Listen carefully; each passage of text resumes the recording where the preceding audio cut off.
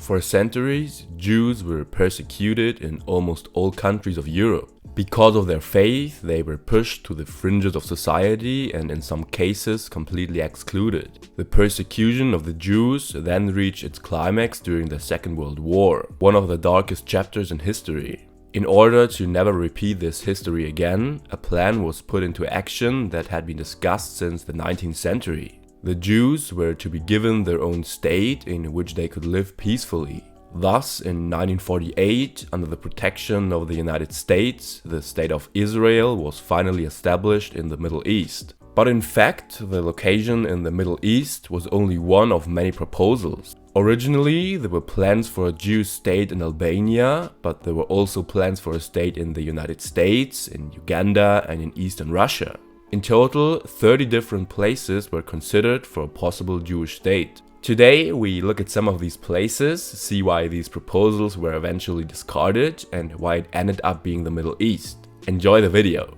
First plans started already in the early 19th century. One of the first proposals dates back to 1820, when Mordecai Manuel Noah was one of the first to advocate Zionism, the establishment of a Jewish state. The New York politician bought a large part of Grand Island, which was located in the Niagara River in New York State. He founded the town of Ararat, named after the resting place of Noah's Ark. In fact, however, the plan convinced very few at the time, which is why it was discarded after a short time.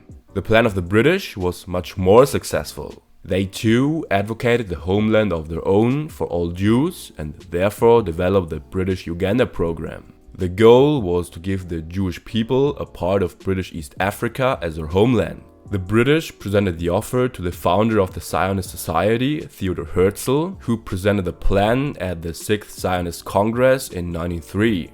The Uganda program was hotly debated at the time, but it was ultimately rejected anyway. The reason for this was that a large part of the offered area was already populated by the Maasai, and this part of Africa was also considered rather dangerous due to the flora and fauna. In addition, at that time there were already first voices for the establishment of a state in Palestine. These supporters feared that this idea would become impossible if the Uganda program was accepted. In 1928, the Soviet Union also intervened in the question of a Jewish nation. They offered the Zionists a place in Russia's Far East, near the border with China, as a settlement area.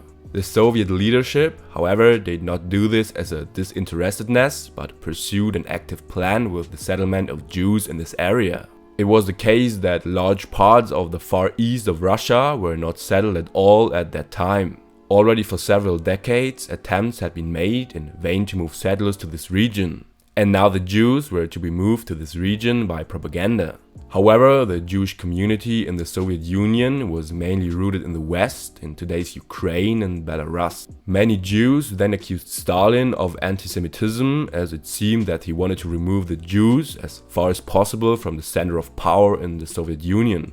Thus, the plan was doomed to failure from the beginning. And also, since in the offered region extreme climatic conditions prevailed, it considered to a large extent of swamp areas, and the Chinese border was considered extremely dangerous. Nevertheless, there were another relatively realistic plan for a Jewish state in Europe. In 1935, the British Zionist journalist Leo Elton traveled to Albania, which was considered very friendly to Jews, and one of very few countries without a history of Jewish persecution. He held talks with the Albanian government, which welcomed Jewish immigration, and asserted that religious intolerance was quite unknown in Albania.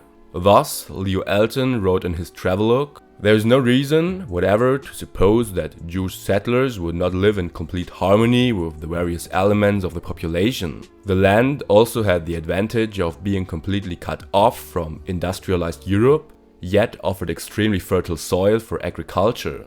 It was calculated that this would meet the needs of at least 5 million Jewish inhabitants. But nevertheless, the plan ultimately failed. The reasons cannot be clearly understood today, but the plan probably came too close to the Second World War.